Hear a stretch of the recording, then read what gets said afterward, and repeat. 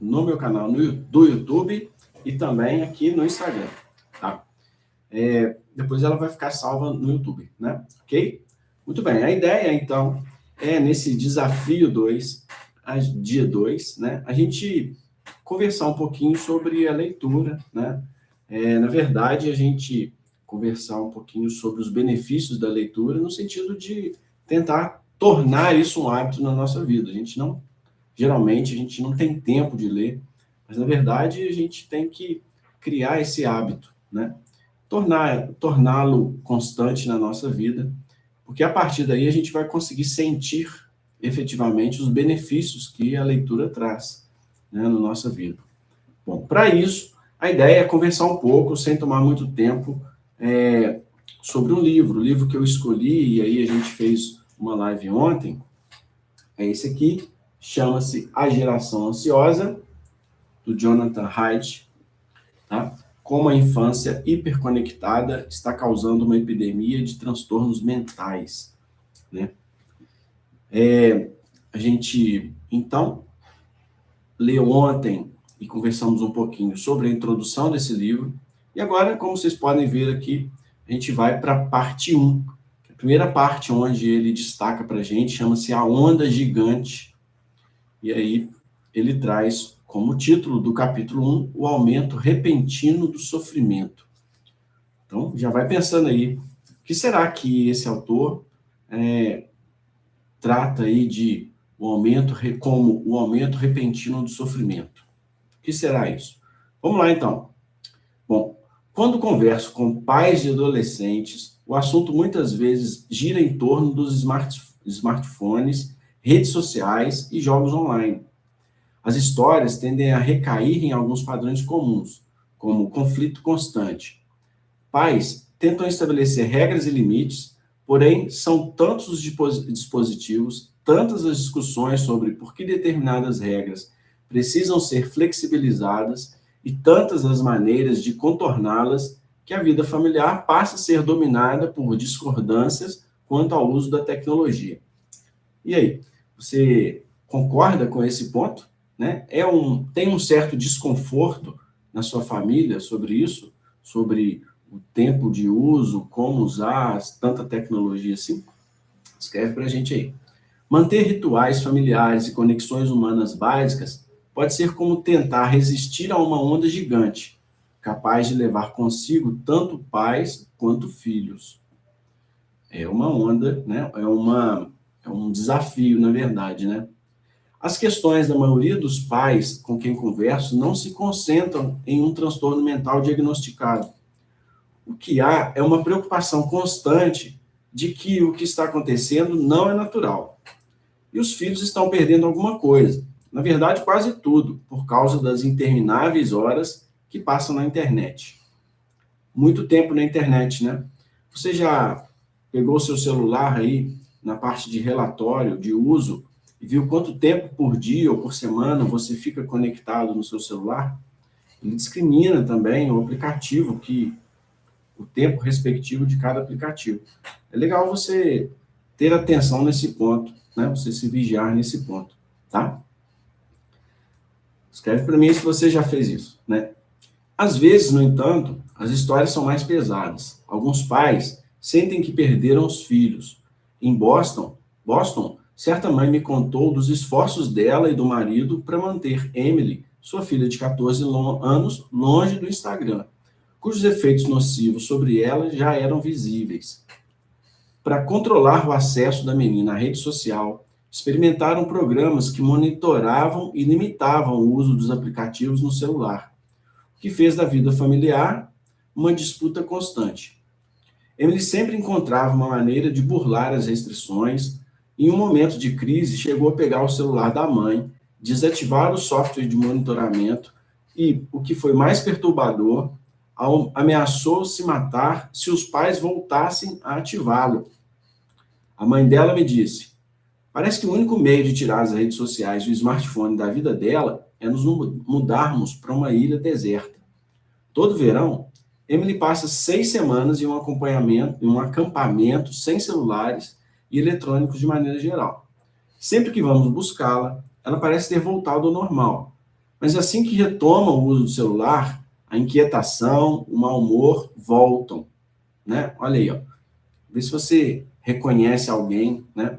Ou se reconhece com esses sintomas aí, ó, inquietação e mau humor resultantes do uso de celulares, né? No ano passado, deixei Emily 2 meses sem smartphone, só com o celular simples. E ela voltou a ser quem era antes. Né? Você reconhece isso? Mudança de comportamento dos seus irmãos, dos seus filhos, né? Ou algum outro parente, se fica muito tempo ou não afastado do celular, né? As histórias com meninos, em geral, continua o autor, envolvem jogos online e, às vezes, pornografia, e não redes sociais, principalmente quando eles passam a jogar o tempo todo e não só de vez em quando. Então, a gente já começa a ter uma associação aqui no livro entre meninos, né? Entre meninos e jogos online, tá? Às vezes, até pornografia, conforme diz o autor aqui, né? Bem, vamos prosseguindo. O marceneiro me contou que seu filho de 14 anos, o James, que tem um transtorno do espectro autista de nível 1, estava indo bem na escola antes da pandemia de Covid e também no judô. No entanto, quando ele tinha 11 anos, as escolas foram fechadas e os pais lhe compraram um PlayStation, porque o garoto precisava fazer alguma coisa enquanto estava confinado em casa. A princípio, o videogame até trouxe benefícios. James gostou de jogar e de poder se conectar com outras pessoas. No entanto, quando o menino começou a jogar Fortnite por longos períodos, o seu comportamento mudou. Conhece esse jogo, Fortnite? Conhece alguém que joga esse jogo? Você tem a sensação de que é um jogo viciante, né? Você conhece mais meninos ou mais meninas que jogam Fortnite? Bom, foi então que a depressão, a raiva e a indolência vieram com tudo. Olha isso, ó, outros sintomas aqui, ó. Depressão, raiva e indolência. Associados com videogames, associados com jogos. Nesse contexto, com Fortnite. Ele começou a ficar descompensado com a gente, o pai me contou. Em uma tentativa de lidar com mudança repentina de comportamento, o casal tirou todos os eletrônicos da vida do filho. O menino demonstrou sintomas de abstinência, incluindo irritabilidade e agressividade. Olha isso. E se recusava a sair do quarto. Embora os sintomas tenham ficado mais brandos após alguns dias, os pais se sentiam encurralados. Tentamos limitar o uso do videogame, mas ele não tem amigos, fóruns da internet, então, até onde podemos ir? Perguntavam os pais, né? Independentemente do padrão ou da gravidade, o ponto comum de todas as histórias é a sensação de encurralamento e impotência dos pais. Você concorda? Se você é pai, você concorda? Se você é filho, você concorda? A maioria deles não quer que os filhos tenham uma infância baseada no celular. Porém, de alguma maneira, o mundo se reconfigurou de tal forma que os pais que resistem condenam seus filhos ao isolamento. Nesse capítulo, apresentarei evidências de que há algo maior acontecendo, que alguma coisa mudou na vida dos jovens no início dos anos de 2010 e acarretou uma deterioração da saúde mental. Antes de partir para os dados, porém, quero dividir com vocês histórias de pais que sentem que seus filhos foram arrebatados deles e agora tentam recuperá-los. Vamos ver. A onda, então, ele traz o subtítulo aqui, a onda começa a se formar. Vamos lá, vai escrevendo aí, se você concorda com o que está sendo mencionado aqui no texto, se você se identifica ou conhece alguém que se identifica com isso, né? Escreve para a gente aí. Bom, não há muitos indícios de uma crise iminente de saúde mental na adolescência nos anos 2000. Então, de repente, no início da década de 2010, as coisas começaram a mudar.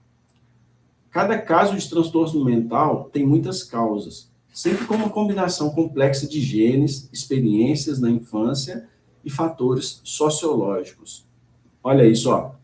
Transtornos mentais, geralmente, então, tem a ver com genes, tem a ver com experiências na infância e fatores sociológicos.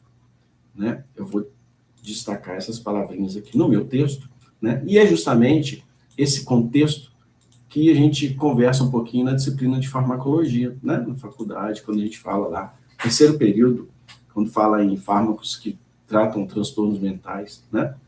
Muito bem, vou me concentrar nos motivos pelos quais os índices de transtornos mentais na geração Z e de millennials mais novos cresceram em muitos países entre 2010 e 2015, enquanto as gerações anteriores não foram igualmente afetadas. Então, a geração Z, entre 2010 e 2015, teve um aumento desses casos de transtornos mentais.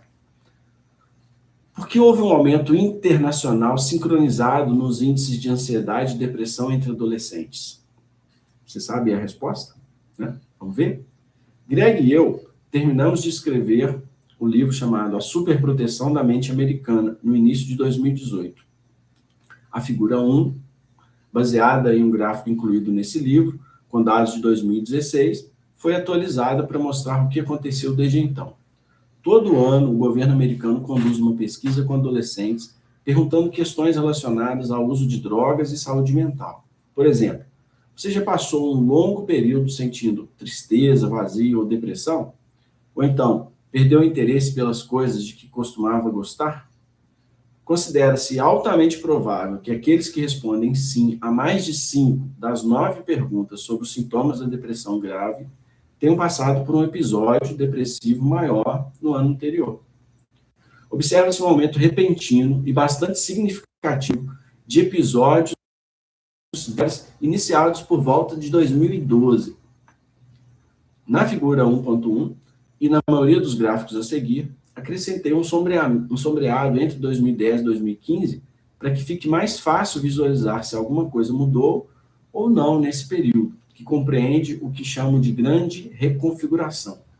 Então, olha aí, ó, esse período entre 2010 e 2015, né, ele chama de grande reconfiguração. O aumento entre meninas foi muito maior que o aumento entre meninos em termos absolutos, quer dizer, no número de casos adicionais desde 2010. De modo que essa linha se assemelha mais à forma de um taco de hóquei, né? Então, as meninas foram mais afetadas.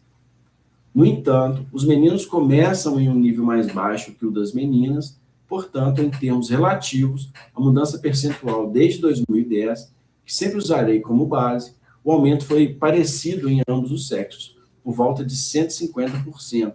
Ó, o aumento em ambos os sexos foi parecido. Ali, mais do que dobrou, aumentou 1,5 vezes, né? Em outras palavras, a depressão se tornou 2,5 vezes mais presente, né? Esse aumento foi observado em todas as raças e classes sociais. Olha só, não tem a ver com raça nem classe social. Parte dos dados de 2020 foi coletada antes e parte depois do isolamento social devido à pandemia de Covid. E àquela altura, 1 em cada 4 adolescentes americanas havia passado por um episódio depressivo maior no ano anterior. Também fica visível que as coisas pioram em 2021. As linhas se inclinam de maneira mais acentuada depois de 2020. No entanto, a parte mais significativa desse aumento ocorreu antes da pandemia. Então, ó, não dá para botar a conta na pandemia, né? Ele traz agora o gráfico para a gente, ó, depressão grave entre adolescentes, né? Esse gráfico, se você já está assistindo no Instagram, ele não está aparecendo, mas se você estiver assistindo no YouTube, ele está aparecendo, né? Mostrando justamente uma curva ascendente, né, de meninas e também uma curva ascendente de meninos que apresentavam sintomas de depressão grave, né, entre adolescentes, tá? Então, o gráfico demonstra aqui, ó, a gente lendo na legenda, uma porcentagem de adolescentes americanos entre 12 e 17 anos que tiveram pelo menos um episódio depressivo maior no ano anterior, conforme o autorrelato, a partir de uma lista de sintomas. Bom, depois ele traz o subtítulo, A Natureza da Onda. O que aconteceu aos adolescentes no início da década de 2010, então? Precisamos entender quem está sofrendo do quê e a partir de quando. Responder a essas perguntas com precisão é de extrema importância para identificar as causas da onda e possíveis maneiras de revertê-la. Foi isso que minha equipe se propôs a fazer, e este capítulo explicará com detalhes como chegamos às nossas conclusões. Encontramos pistas importantes para a resolução desse mistério, observando mais dados sobre a saúde mental dos adolescentes. A primeira delas é que o aumento está concentrado em transtornos relacionados à ansiedade e depressão, que recaem na mesma categoria psiquiátrica, a dos transtornos internalizantes.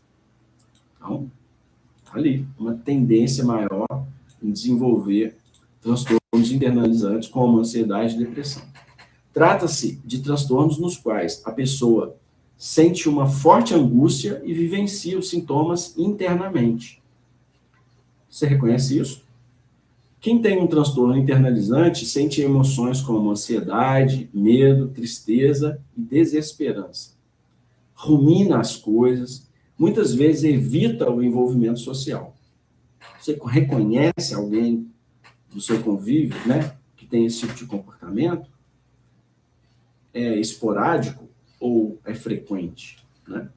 Bom, já os transtornos externalizantes são aqueles em que a pessoa sente uma forte angústia e direciona os sintomas e as reações a outras pessoas, ou seja, ao exterior. Eles estão cheios de conduta, necessidade de correr riscos. Meninas e mulheres apresentam índices mais altos de transtornos internalizantes, enquanto meninos e homens apresentam índices mais altos de transtornos. E a tendência das meninas se manifestarem com transtornos internalizantes e os meninos. Essa é uma tendência observada a partir de diferentes idades, culturas e países. Dito isso, os dois sexos sofrem de ambos e têm manifestado mais transtornos internalizantes e menos transtornos externalizantes desde o início da década de 2010. A figura 1.2, que mostra a porcentagem de universitários que afirmaram ter recebido o diagnóstico de um profissional da área de saúde mental, é por a explosão do número de transtornos internalizantes.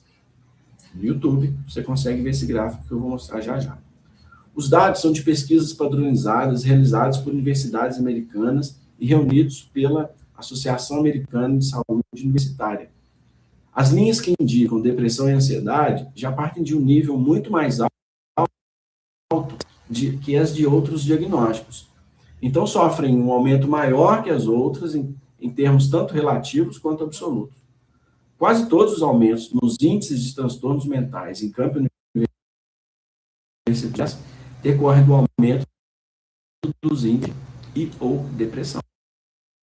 Associação direta para a gente. No gráfico, então, mais uma vez, mostrando transtornos mentais entre estudantes universitários, a gente tem uma curva ascendente para a ansiedade de 134% desde 2010 e depressão com os outros transtornos mentais que tem aqui, como TDAH, ansiedade, anorexia, abuso de substâncias ou vício e esquizofrenia, ou tiveram um aumento menos significativo ou não aumentaram, de acordo com o gráfico aqui. Todos eles, na verdade, tiveram um aumento, que eu estou vendo os dados aqui agora, só que não foi tão significativo, maior do que 100%, conforme para ansiedade e depressão. Então, esse gráfico mostra a porcentagem de universitários americanos com transtornos mentais severos. Os diagnósticos de vários transtornos da década de 2010, principalmente os de ansiedade e depressão. Retomar. Que mostra, então, a segunda pista, ter sentido nervosos na maior ou o tempo todo no mês anterior. Não há uma tendência clara em nenhum dos grupos desde 2012, quando há um aumento drástico no grupo mais jovem, no qual a geração Z começa a entrar em 2014. Também há um aumento no segundo grupo mais jovem, composto sobretudo de millennials, embora não na mesma medida, e os dois grupos mais velhos se mantêm relativamente estáveis, com leve ascensão entre a geração X. Entre 18 e 25 anos, que corresponde justamente à geração Z, houve um aumento de 139%. Entre 26 e 34 anos de idade, um aumento de 103%. Depois, de 35 a 49 anos, 52%, desde 2010 também. E pessoas com mais de 50 anos, né, uma queda de 8%. Olha, porcentagem de americanos adultos que relatam um maior nível de ansiedade divididos por faixas etárias. Tá? Muito bem, moçada. O que vem logo em seguida que é aqui no YouTube, que a gente vai parar nesse momento, tá bom? A ideia, pessoal, é que a gente comece a ler frequentemente, tá? O que eu estou fazendo aqui é tentando despertar esse interesse da leitura para você.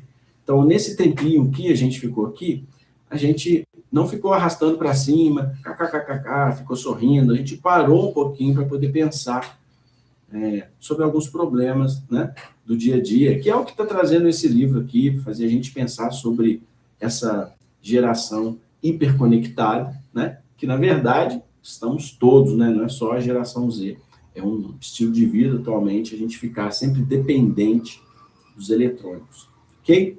Bom, se você acha que foi proveitoso esse tempo, escreve para mim aí, se você se identificou, acha que faz sentido, reconhece algum familiar que apresenta esses sintomas, alguns mais internalizantes, outros mais externalizantes.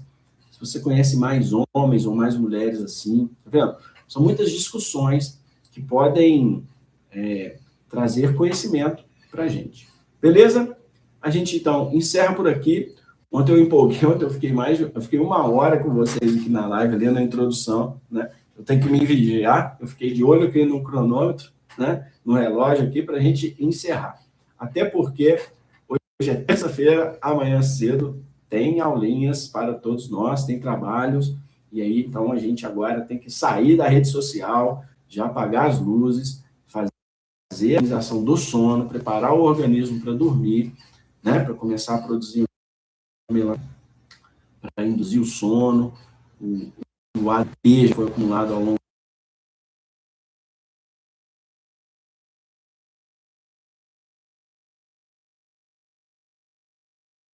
do curso, seja mais, se vocês quiserem, mas a gente pode conversar um pouquinho sobre o sono em si, tá bom? Tem um outro livro muito interessante que fala bastante sobre o sono, é legal, tá? Beleza? Valeu, obrigado pela sua companhia. Até o próximo vídeo, que eu acho que vai ser amanhã. Bom, só não tem marcada um horário, é a gente ficar frequente aqui, justamente para ter esse hábito da leitura. Tá bom? Show de bola, brigadíssimo. Até a próxima. Tchau.